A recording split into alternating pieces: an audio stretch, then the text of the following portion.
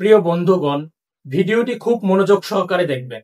যদিও এই ভিডিওটি ইচ্ছাকৃতভাবে ধারণকৃত, তারপরেও এই ভিডিও থেকে আমি আমার এই সমাজের কিছু বাস্তব চরিত্র তুলে ধরার চেষ্টা করব ইনশাআল্লাহ তাআলা।